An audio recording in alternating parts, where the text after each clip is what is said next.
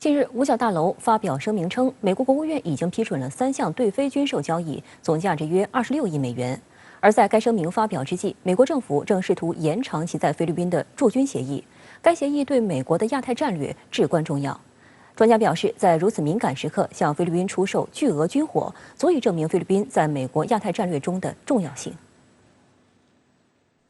据悉，五角大楼的3项对非军售交易分别是出售10架 F-16C Block 7072战斗机和2架 F-16D Block 7072战斗机，包括其配套的武器装备和培训，价值24.3亿美元；出售12枚鱼叉2型导弹和2枚训练导弹以及相关备件和设备，价值1.2亿美元。出售24枚响尾蛇导弹、24枚训练弹和相关配套设备，价值4240万美元。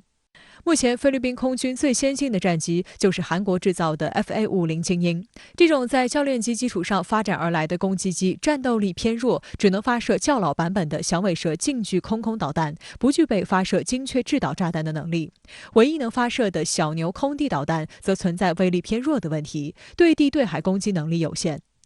此前，菲律宾空军一直打算购买一款现代化喷气式战斗机，候选对象为美制 F-16和瑞典 JSA-39鹰狮。很明显，菲律宾选择这2款战斗机有着更多的政治考虑。购买美制 F-16意味着加强与美国的政治联系。购买鹰狮虽然在武器和航电、发动机等方面依然难以摆脱对美依赖，但瑞典毕竟是中立国，可以在一定程度上减少菲律宾与美国的联系。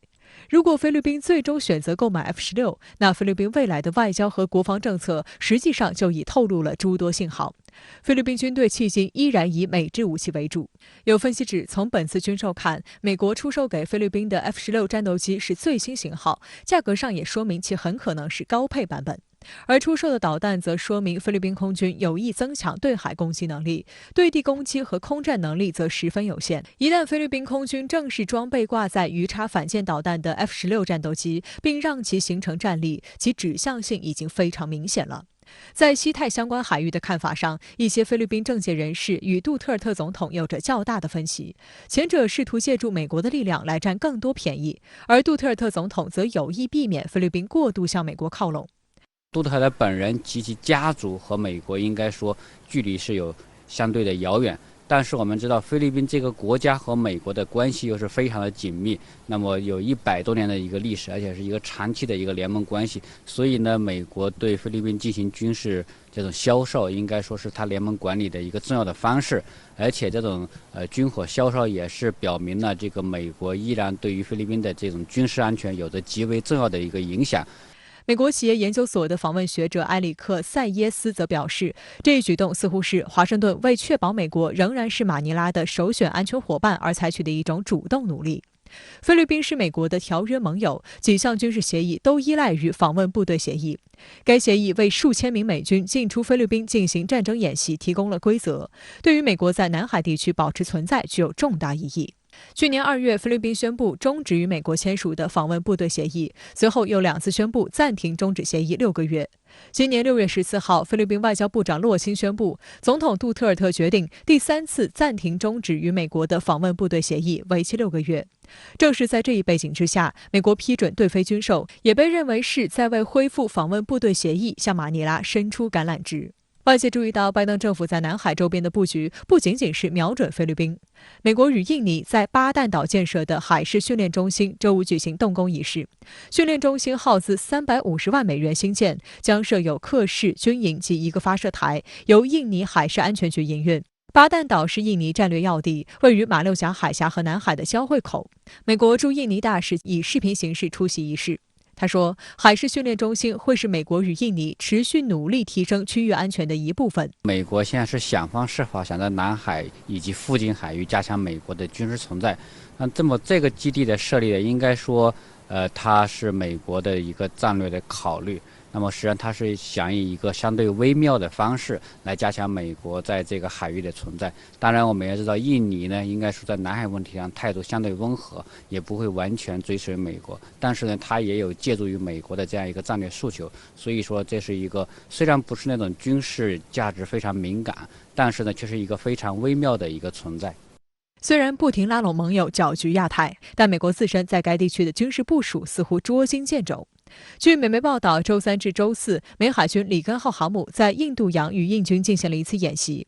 报道提到，里根号是在上周与新加坡海军开展联合演习后，从南海进入印度洋。报道称，总部位于日本横须贺的美国海军前方部署航母里根号将罕见地在美军中央司令部负责区域执行巡逻任务，以支持美军结束20年的阿富汗战争。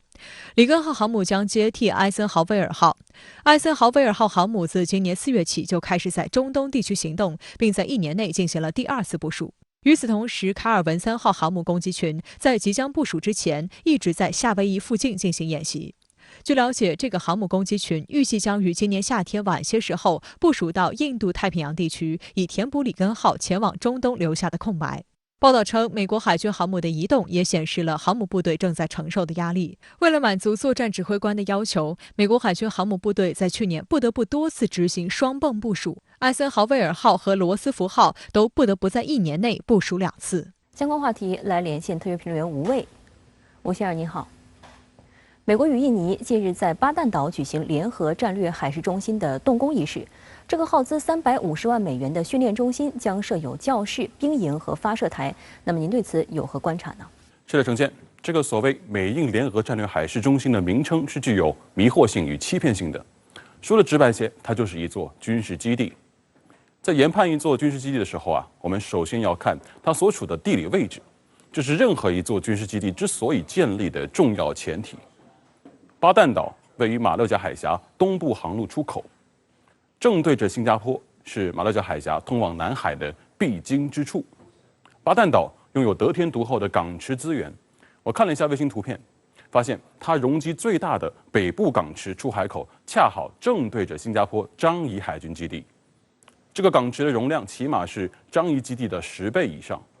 从今年3月的卫星图片来看，这座港池啊已经逐渐完成了填海工程与土地平整工作。我有预感，美印在这个动工仪式之前，早就进行了一系列工程建设的准备。就在这座港池的东南5公里外，是巴旦岛机场。虽然目前这是一座民用机场，但是机场跑道两端的土地平整工作已经完成了。这是军事化扩建的重要特征，意味着这座机场啊将在未来逐渐成为一座军民两用机场。此外，这座机场的起降跑道长度为4000米，这意味着它可以起降美军所有型号的战机。一座小岛同时拥有潜力巨大的港池与可以起降所有型号军机的机场，还构筑了可供防空导弹、反舰导弹进驻的发射台，这已经能够说明问题了。我个人推测啊，这个350万美元也只是先期投入。美国与印度尼西亚方面显然对这个极具战略价值的基地有着更长远的规划与打算。印尼是世界上最大的群岛国家，星罗棋布的岛屿千千万万，美国人为何对巴旦岛情有独钟呢？我觉得这里面起码有3层用意。首先，新加坡总理李显龙在这几年频频发表不希望在中美之间选边站的立场性宣言，这让美国心里啊多少有些不舒服。美国选中印度尼西亚这个新加坡邻国，加深军事合作，显然有敲打新加坡的意思。其次，新加坡樟宜海军基地作为一个人工填海构筑的核围式基地，它的容量有限，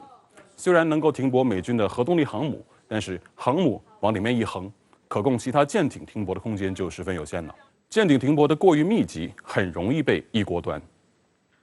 美军研判认为，的确需要在马六甲海峡附近寻找一个更有利于大型舰队进驻的天然良港。再者，巴旦岛位于马六甲海峡东侧出口，是一个一夫当关、万夫莫开的绝佳战略位置。在这里建设一座军事基地，确实能对中国从南海通往印度洋的海上航路形成直接威胁。既然美国加紧与印尼的军事合作是冲着南海来的，那么您如何解读美国拜登政府的南海政策？有什么样新的动向吗？之前我讲过啊，拜登在外交政策上与特朗普最大的不同就在于对待盟友的态度上。在特朗普眼中，这些刀枪入库、马放南山的盟友啊，这些年表现得太过拉胯了，出工不出力，还想让美国充当安全防务的冤大头，白吃白喝到老子头上了，不行，必须把这笔账算清楚。但拜登不一样，他与过往历届美国总统一样，相信结盟的力量，认为在很多情况下，亲兄弟是不能明算账的。尤其是当美国的全球影响力进入到一个下滑区间的时候，盟友的支持是很关键的。那么具体放到亚太地区，这个趋势特别明显。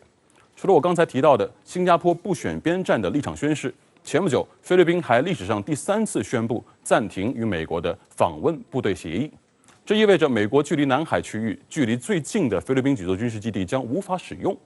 从某种意义上看，这意味着美国在东盟内部的一些盟友正在隐晦地公开要价。失去这些盟友的支持，美国很难在南海附近与中国进行博弈。